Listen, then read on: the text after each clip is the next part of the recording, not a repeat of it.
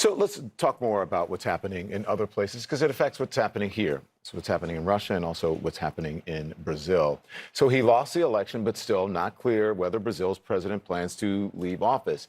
Jair Bolsonaro still hasn't conceded or congratulated the winner. And his supporters are causing chaos in the streets, as you see there on your screens right now. So joining us now, the co-hosts of Newsroom, Max Foster and Bianca Nobilo, and there they join us now. Thank you. Good morning to you. So what's going on? Why hasn't he conceded? What exactly is he saying?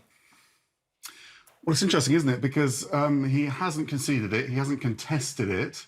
We do know that during the election campaign, he was casting doubt on the voting system there in Brazil. And he is also saying that his supporters have this right to go out and protest. And when we speak to those supporters or people on the ground they are contesting this. So there are echoes, I think, of what happened in America after the last election. They are doubting the election system on the ground, and he's not exactly dispelling that fear, is he? No, he isn't. I think it's being interpreted as tacit approval of what the protesters are doing. And as what Max was saying, some of the language is so close to what we heard from former President Donald Trump. For example, his son, Bolsonaro's son, said they're expecting the greatest election fraud in their history. And that was a few days ago. So you can see the parallels in the rhetoric there.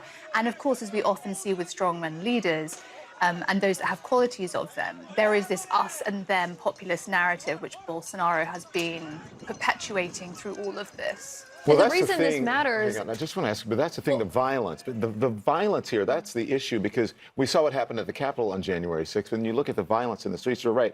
It is tacit, and it does mimic what happened here in the United States. It is important for officials, whether it's here in the United States or wherever, to concede elections. Well, and that's why it matters that he's, as Max noted, he's not conceding, he's not contesting it. Right. But that silence matters because, as what you just saw there, that video, those are Bolsonaro's own supporters protesting by blocking the roads, and it's causing so many issues.